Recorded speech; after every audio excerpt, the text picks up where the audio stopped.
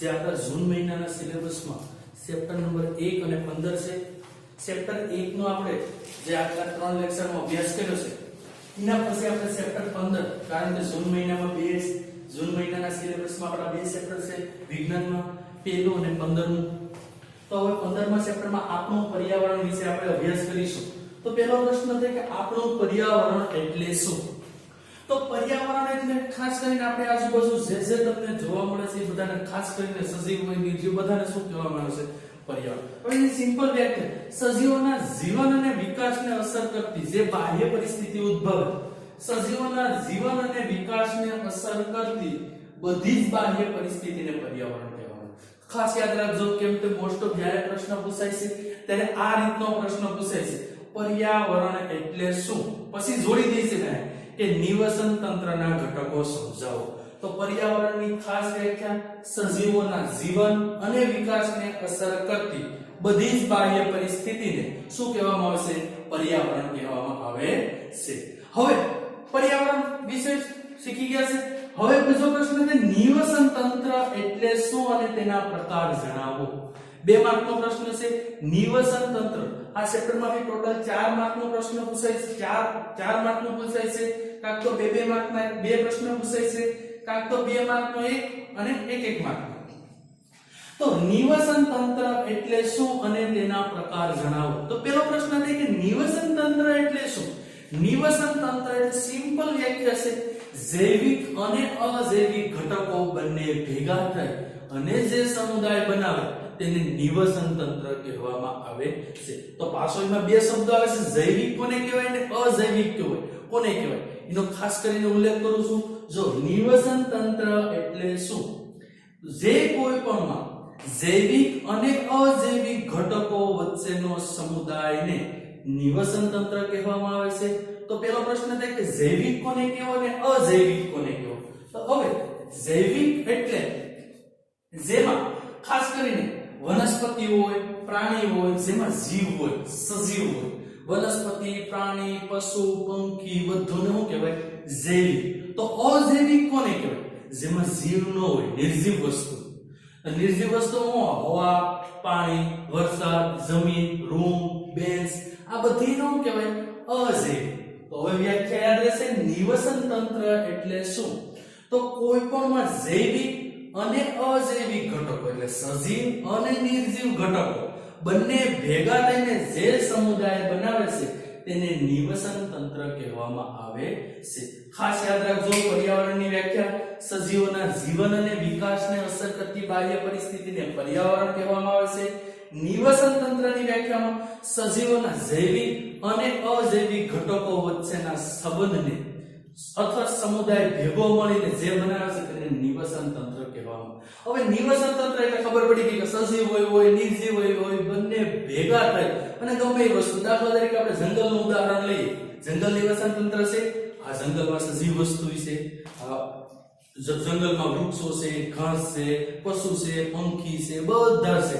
નિર્જીવ વસ્તુમાં હવા છે, પાણી છે, સૂર્યપ્રકાશ છે, બધું વસ્તુ નિર્જીવ વસ્તુ.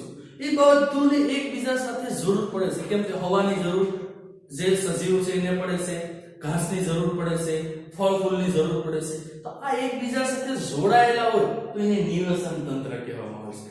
હવે ખાસ કરીને નિવસન તંત્ર આવ્યું તો હવે નિવસન તંત્રના ઘટકો. નિવસન તંત્ર છે કુદરતી હોય ને કૃત્રિમ હોય. કુદરતી કોને કહેવાય? છે કુદરત દ્વારા બનાવવામાં આવ્યું છે. દાખલા તરીકે જંગલ છે કુદરતી છે. આપણે ગીરનું આપણે અત્યારે કે સોમનાથ જિલ્લામાં ખાસ કરીને તો ગીર રાષ્ટ્રીય ઉદ્યાન છે કુદરતી છે, કોઈએ બનાવેલો નથી. તો એ ખાસ કરીને કુદરતીમાં આવે છે, કારણ કે આખું જંગલ કુદરતી છે. તો હવે કુદરતી છે ને કૃત્રિમ એટલે માનવ દ્વારા બનાવવામાં આવ્યું. તમે દાખલા તરીકે માનવ સર્જિત ઉદાહરણ, સ્કૂલ કુદરતી નથી, સ્કૂલ માનવ સર્જિત છે, માનવ દ્વારા બનાવવામાં આવે છે. દાખલા તરીકે નદીનું ઉદાહરણ દો તો નદી કુદરતી છે, પણ એમ કહો કે તળાવ, તો તળાવ છે માનવ સર્જિત, માનવ દ્વારા ખોદવામાં આવેલ છે. તો એમાં શું છે? કૃત્રિમ થશે. તો કુદરતીના પાછા 2 પ્રકાર છે, સ્થળજ અને જલજ. સ્થળ એટલે જમીનના નિવસન તંત્ર. સ્થળજ એટલે જમીનના નિવસન તંત્ર. તેમાં જંગલ આવે, જમીન આવે. તૃણભૂમિ એટલે ઘાસ, જે પથરાયેલો હોય એની ભૂમિ, આ બધાને સ્થળ જ કહેવામાં આવે છે. જલજ કુદરતી રીતે શું હોય છે? નદી અને ઝરણા એ કહેવામાં આવે છે જલજ નિવસન તંત્રમાં આવે છે. તો કોઈ તમને એમ પૂછે નિવસન તંત્ર એટલે શું અને તેના પ્રકાર જણાવો, આવો પ્રશ્ન જ્યારે પૂછે ત્યારે પહેલા નિવસન તંત્રની વ્યાખ્યા. નિવસન તંત્રમાં કોઈ પણ સમુદાયમાં જૈવિક અને અજૈવિક ઘટકો બંને ભેગા થઈ અને ચોક્કસ સમુદાય રચે છે તેને નિવસન તંત્ર કહેવામાં આવે છે. નિવસન તંત્રના પ્રકાર કેટલા છે? બે છે. એક કુદરતી છે અને બીજું માનવ સર્જિત છે. જે કુદરત દ્વારા બનાવવામાં આવે છે તેને કુદરતી, અને જે માનવ દ્વારા પોતાના પ્રયત્નોથી બનાવવામાં આવે છે તેને શું કહેવામાં આવે છે? માનવ સર્જિત. કુદરતી વસ્તુ શું છે? નદી કુદરતી છે, ઝરણા કુદરતી છે, માનવ સર્જિત તળાવ છે, સરોવર છે, જે માનવ દ્વારા ખોદવામાં આવેલા છે તેને માનવ સર્જિત કહેવામાં આવે છે. પાછા માનવ સર્જિતમાં સ્થળ અને જળ, આનો અભ્યાસ કરી લીધો છે. પ્રશ્ન 2, પ્રશ્ન નંબર 3, બગીચાને નિવસન તંત્ર શા માટે કહેવામાં આવે છે? હવે બગીચામાં શું શું હોય પેલા ઓબ્ઝર્વેશન કરીએ. પેલા તો બગીચાને નિવસન તંત્ર શું કામ કહેવાય? બગીચામાં શું હોય છે? વૃક્ષો હોય, હા. બીજું પશુ હોય, પંખી હોય, ઘાસ હોય, ખિસકોલી, દેડકા, ટોટલી પ્રાણીઓ, હવા, પાણી, સૂર્યપ્રકાશ, તો ધૂળ, રસકણો બધું જ હોય છે. તો આમાં અમુક સજીવ છે, અમુક શું છે? નિર્જીવ, કારણ કે એકબીજા ઉપર આધાર રાખતા હોય છે. આપણે કેમ આપણા ખોરાક ઉપર આધાર રાખીએ છીએ એમ ઈ સૂર્યપ્રકાશ ઉપર આધાર રાખે છે, એક તબક્કામાંથી બીજા તબક્કામાં. ઈ જ રીતના બગીચાને નિવસન તંત્ર શા માટે કહેવામાં આવે છે? તો બગીચામાં જૈવિક ઘટકો, જેવા કે જૈવિક ઘટકોમાં જેમાં જીવ હોય લખાવજો, વનસ્પતિ, પ્રાણી, પશુ, પંખી વગેરે. અને અજૈવિક ઘટકો હવા, પાણી, સૂર્યપ્રકાશ, વરસાદ, ધૂળ, ધુમ્મસ, વાદળો, આ બધા જીવ નથી તો એને અજૈવિક ઘટકો. આ બંને સાથે તમને બગીચામાં જોવા મળે છે. એટલા માટે બગીચાને નિવસન તંત્ર ગણવામાં આવે છે. કોઈ ચોક્કસ એક જ વસ્તુનો જે ઓન્લી પર સજીવ જ હોય, નિર્જીવ વસ્તુ જ ન હોય, એને નિવસન તંત્ર ગણવામાં આવતું નથી. એના પછી નિવસન તંત્રના ઘટકો સમજાવો, આવો પ્રશ્ન પૂછાય. અહીં શું તો નિવસન તંત્ર અને તેના પ્રકાર. નિવસન તંત્રના બે પ્રકાર, કુદરતી અને કૃત્રિમ અથવા માનવ સર્જિત. હવે પૂછે નિવસન તંત્રના ઘટકો. બે વસ્તુ તમને ખ્યાલ જ છે, જૈવિક કોને કહેવાય અને અજૈવિક કોને કહેવાય. તમને ખ્યાલ જ છે. જૈવિક એટલે કોઈ વ્યાખ્યા એક સાથે સમજાવતો જાવ છું. ખાસ તમે જો સાથે બુક હોય તો પોઈન્ટ નોટ ડાઉન કરતા જજો. કેમ તો પાઠ્યપુસ્તકમાંથી તમે જોશો તો થોડું તમને ડિફિકલ્ટી લાગશે. આ વ્યવસ્થિત પ્રશ્ન વાઇઝ તમને સમજાવવામાં આવશે. નિવસન તંત્રના ઘટકો સમજાવો. તો ખાસ કરીને પહેલી નિવસન તંત્રની વ્યાખ્યા લખવાની છે કે જે કોઈ પણ સમુદાયમાં જૈવિક ઘટકો જેવા કે વનસ્પતિ, પ્રાણી, પશુ, પંખી અને અજૈવિક ઘટકો. અજૈવિક ઘટકો એટલે શું થાય? કોઈ પણ હવા, પાણી, વરસાદ, આ બંને ભેગા થાય અને જે સમુદાય અથવા ચોક્કસ પ્રણાલી બનાવે છે તેને નિવસન તંત્ર કહેવામાં આવે છે. નિવસન તંત્રના ઘટકો બે છે, એક જૈવિક ઘટક અને બીજો અજૈવિક ઘટક. તો પાછો પ્રશ્ન થાય કે જૈવિક ઘટક એટલે શું? જેમાં જીવ હોય અને સમયની સાથે પોતે વૃદ્ધિ કરતો હોય. દાખલા તરીકે વનસ્પતિની વાત કરીએ, કોઈ વૃક્ષ છે એમાં જીવ છે, કારણ કે એને તમે 6 મહિના પછી અથવા મહિના દિવસ પછી અથવા 5 અઠવાડિયા 15 દિવસ પછી તમે ઓબ્ઝર્વેશન કરશો તો વનસ્પતિની સાઈઝ સેજ મોટી થઈ ગયેલી દેખાશે. આનો મતલબ એમાં જીવ છે. તો જૈવિક ઘટકો એટલે જેમાં જીવ હોય અને સમયની સાથે તેની પોતાની વૃદ્ધિ થતી. આપણી સમયની સાથે વૃદ્ધિ થાય છે. આપણે જ્યારે 5 વર્ષના હતા, 10 વર્ષના થાય, 6 વર્ષના થાય, તો સમયની સાથે સાથે આપણા અંગોનો વિકાસ, શરીરનો વિકાસ, બાંધાનો વિકાસ, બધાનો વિકાસ થાય છે. એટલા માટે આપણે કેમાં આવીએ છીએ? જૈવિક ઘટકોમાં આવીએ છીએ કે જેમાં જીવ હોય અને સમયની સાથે વૃદ્ધિ થતું હોય તેને જૈવિક ઘટક. દાખલા તરીકે વનસ્પતિ અને પ્રાણી. હવે અજૈવિક ઘટકો જેમાં જીવ નથી, બેનશે, એ તમે વર્ષ દિવસ પછી જશો તો એવડીને એવડી જ બેનશે, એમાં કોઈ પણ જાતનો ફરક પડશે નહીં. હવે અજૈવિક ઘટકો જેમાં જીવ ન હોય અને સમયની સાથે વૃદ્ધિ કરતો ન હોય તેને શું કહેવામાં આવે છે? અજૈવિક ઘટક કહેવામાં આવે છે. અજૈવિકમાં બધી જ નિર્જીવ વસ્તુના ઉદાહરણ દેવાના છે.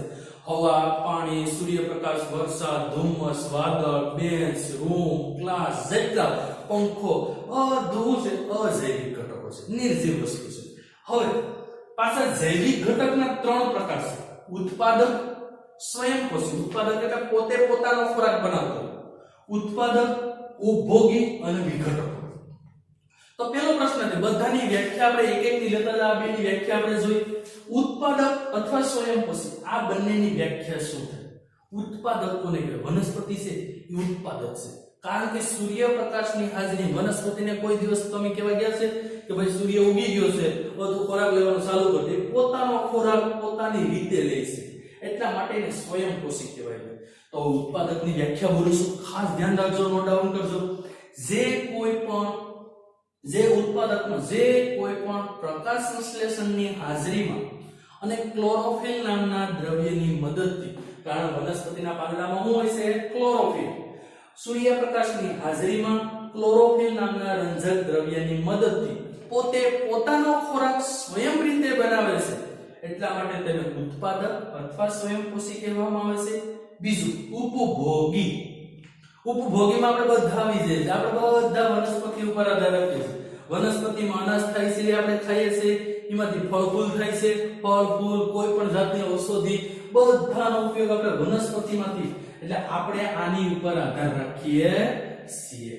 તો હવે ઉપભોગી અથવા પરાવલંબી, જે પોતાની રીતે પોતાનો ખોરાક બનાવી શકતો નથી, બીજા ઉપર આધાર રાખીએ છીએ. તો પેલો પ્રશ્ન છે કે આપણે કોની ઉપર આધાર રાખીએ? ભાઈ આપણે જમીન ઉપર આધાર રાખીએ છીએ.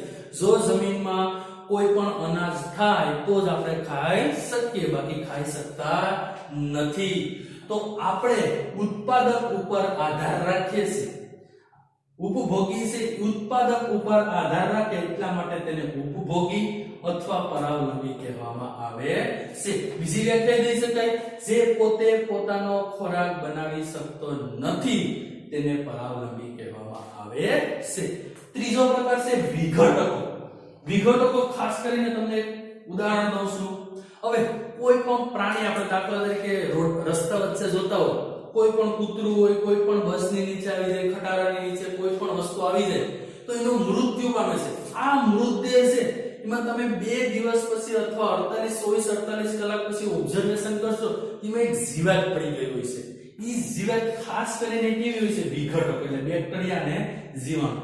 અને પછી તમે પાછો મહિના દિવસ પછી ઓબ્ઝર્વેશન કરશો, એ તેના કોઈ વસ્તુ હશે નહીં. એનો મતલબ શું થયો વિઘટકોનો?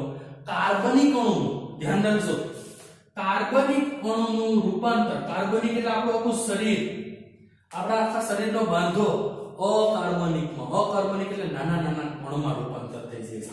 કાર્બનિકનું અકાર્બનિકમાં રૂપાંતર થાય છે.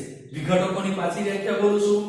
જો કોઈ પણ કાર્બનિક અણુનું અકાર્બનિકમાં રૂપાંતર થાય તેને વિઘટકો કહેવામાં આવે છે. મનુષ્યનો દેહ 24 કલાક પછી તેમાં મનુષ્યના દેહમાં ખાસ કરીને સ્મેલ, જે આપણે કોઈ પણ ગંધ ગેસ આવવા વળગી જશે, કારણ કે એમાં બેક્ટેરિયા અને જીવાણુ ઉત્પન્ન થાય છે.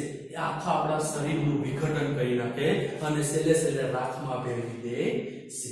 ઈ થઈ ગયું. હવે ઉપભોગીના પાસા 1, 2, 3 ને 4 પ્રકાર છે. ઉપભોગી, આપણે બધા ઉપભોગીમાં આવીએ છીએ, કારણ કે આપણે આપણો ખોરાક બનાવી શકતા નથી, એટલા માટે. હવે શાકાહારી, માંસાહારી, મિશ્રાહારી અને પરોપજીવી. શાકાહારી કોને કહેવાય? ગાય શાકાહારી છે. ગાય ક્યારેય માંસ ખાતી નથી. હરણ ઓન્લી ફોર શાકાહારી છે. તો શાકાહારી કોને કહેવાય? જે ઓન્લી ફોર તૃણાહારી, શાકાહારી અથવા તૃણાહારી, જે ઘાસ અથવા લીલા પાંદડાવાળા શાકભાજીનો જ ઉપયોગ અથવા લીલા પાંદડાવાળા ઘાસનો જ ઉપયોગ કરતો હોય તેને શાકાહારી કહેવામાં આવે છે. ખાસ કરીને આપણે કોઈ પણ વસ્તુ લઈએ એની ઉપર ઓલરેડી ગ્રીન સિમ્બોલ મારેલો હોય છે. ગ્રીન સિમ્બોલ કેનો છે? શાકાહારી છે. તે માંસાહારી નથી. ક્યારેક ક્યારેક તમે હોટલમાં જમવા જાવ તો હોટલની ઉપર એક ગ્રીન સિમ્બોલ મારેલો હોય છે, રેડ, ગ્રીન, લીલા કલરનો. એનો મતલબ એમ થાય તે હોટલમાં શાકાહારી ભોજન મળે છે. માંસાહારી, જે માછનો ઉપયોગ કરતો હોય તેને વાઘ છે વાઘ છે, સિંહ છે, દીપડો છે, આ બધી ઓનલી ફોર એકબીજાને, ગાયને, હરણને, કોઈ પણ જંગલી જાનવરને મારીને ખાય છે. એ માંસનો ઉપયોગ કરે છે, એટલા માટે તેને શું કહેવામાં આવશે? માંસાહારી કહેવામાં. મિશ્રાહારીમાં જે શાક, લીલા પાંદડાવાળા શાકભાજીનો ઉપયોગ કરતો હોય અને માંસનો ઉપયોગ કરતો હોય. હવે શાકાહારીમાં તમે જોશો તો ગાય અને હરણ, માંસાહારીમાં જોશો તો વાઘ અને સિંહ. મિશ્રાહારી માણસ છે એ લીલા પાંદડાવાળા શાકભાજીનો ઉપયોગ કરે છે અને માંસનો ઉપયોગ કરે છે. ઉંદર છે એ બંનેનો ઉપયોગ કરે છે. પછી બિલાડી છે, કૂતરો છે, આ બધા મિશ્રાહારીમાં આવશે, કારણ કે માંસ અને લીલા પાંદડાવાળા શાકભાજી બંનેનો ઉપયોગ કરે છે. અને છેલ્લે પરોપજીવી એટલે બીજા ઉપર આધાર રાખતો હોય. દાખલા તરીકે પ્લાઝ્મોડિયમ છે, અમરવેલ છે, આ બધાનો સમાવેશ કેમાં કરવામાં આવે છે? પરોપજીવીમાં કરવામાં આવે છે. તો આજના પ્રશ્ન હતા પર્યાવરણ એટલે શું, નિવસન તંત્ર એટલે શું, બગીચાને શા માટે નિવસન તંત્ર કહેવામાં આવે છે, નિવસન તંત્રના ઘટકો. બધા ઘટકો ખાલી યાદ હોય તો નોર્મલી રીતે વ્યાખ્યા આપીને સમજાવી શકાય. આના પછીનો પ્રશ્ન છે આહાર જાળ એટલે શું, અથવા પોષક જાળ, આહાર શૃંખલા એટલે શું? એના વિશે આપણે અભ્યાસ કરીએ.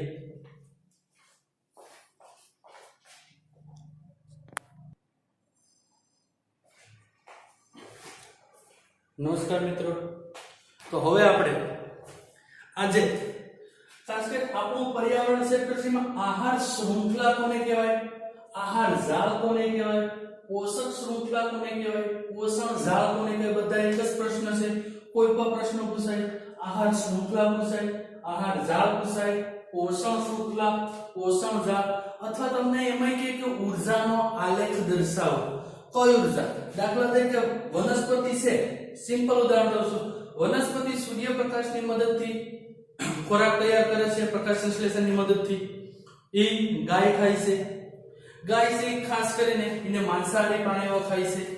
માંસાહારી પ્રાણીઓ છે એને ઉચ્ચ કક્ષાના માંસાહારી પ્રાણીઓ ખાય છે. આ જ રીતની આહાર શૃંખલા હોય છે. બધી આહાર શૃંખલા મેં દર્શાવી છે. જંગલમાં કઈ રીતની આહાર શૃંખલા હોય છે, તૃણભૂમિ એટલે જમીનમાં, અને તળાવ એટલે નદીમાં, ત્રણ આહાર શૃંખલા દર્શાવેલી છે. તો પહેલો પ્રશ્ન છે, ચારમાંથી કોઈ પણ પ્રશ્ન પૂછાય, અથવા તમને આવો પ્રશ્ન પૂછાય કે આપણું પર્યાવરણ છે એમાં આહાર શૃંખલાનો આલેખ સમજાવો. તો આલેખ એટલે આ આલેખ છે, ઉત્પાદકો, પ્રાથમિક, આ આલેખ છે. હવે નિવસન તંત્રમાં સજીવો તેમની ખોરાક જરૂરિયાત માટે એકબીજા પર આધાર રાખે છે. દાખલા તરીકે વનસ્પતિ છે, જો સૂર્યપ્રકાશ જ ન મળે તો પોતાનો ખોરાક બનાવી શકતી નથી, કેમથી સૂર્યપ્રકાશ ઉપર આધાર રાખે છે. બીજું, હવા, પાણી ઉપર આધાર રાખે છે. તો એ રીતે આપણે કોના ઉપર આધાર રાખીએ છીએ? આપણે પાણી ઉપર આધાર રાખીએ છીએ, જમીન ઉપર આધાર રાખીએ છીએ, જમીન ઉપર જે ફળદ્રુપ જમીન ઉપર જે ખોરાક તૈયાર થાય એના ઉપર આધાર રાખીએ છીએ, ફળ ફૂલ ઉપર આધાર રાખીએ છીએ. એમ એકબીજા ઉપર આધાર રાખતા હોય છે ટોટલી બધા, ત્યારે જ આ જીવન ચક્ર ચાલી શકે છે. તો આહાર શૃંખલા એટલે શું? નિવસન તંત્રમાં સજીવો એકબીજા ઉપર આધાર રાખે છે, તેમની પોતાની ખોરાકની જરૂરિયાત માટે એકબીજા ઉપર આધાર રાખે છે, તેને આહાર શૃંખલા કહેવામાં આવે છે. સિમ્પલ ડેફિનેશન આ રીતની બોલવાની છે. કોઈ પણ આહાર શૃંખલામાં જે સજીવો પોતાની ખોરાકની જરૂરિયાત માટે બીજા ઉપર આધાર રાખે તેને આહાર શૃંખલા કહેવામાં આવે છે. હવે આહાર શૃંખલા કેટલી ટાઈપની હોય?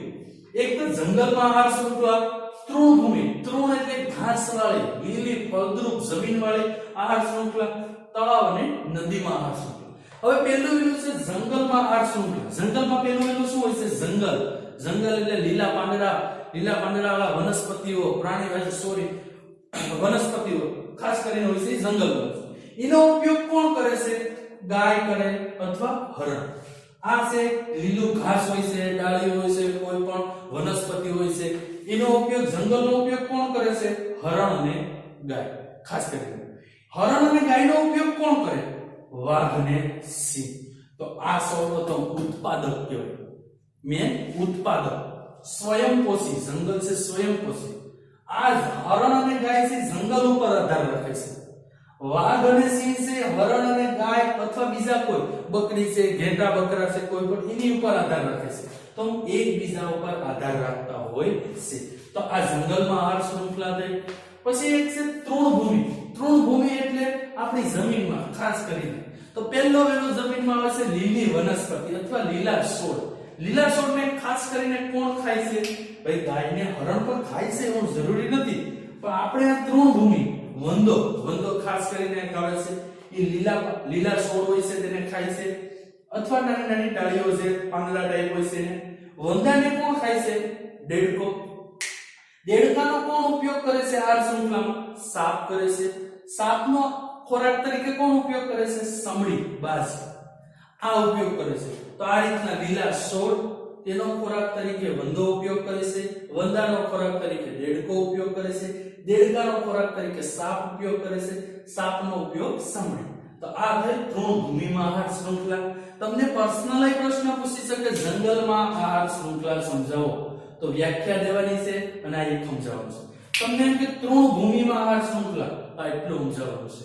તો હવે એના પછી જલજ તળાવ અથવા નદીમાં આહાર શૃંખલા. તો પહેલા તળાવમાં નદીમાં તમે નીચે આંખ ખોલીને ઓબ્ઝર્વેશન કર્યું હોય, કદાચ તમે પાણી નદીએ નાવા ગયા હો, તમે પાણીમાં આંખ ખોલી રાખો તો નીચે શેવાળ અને લીલી સૂક્ષ્મ વનસ્પતિઓ ખાસ કરીને જોવા મળે છે, જેને જલીય વનસ્પતિ કહેવાય.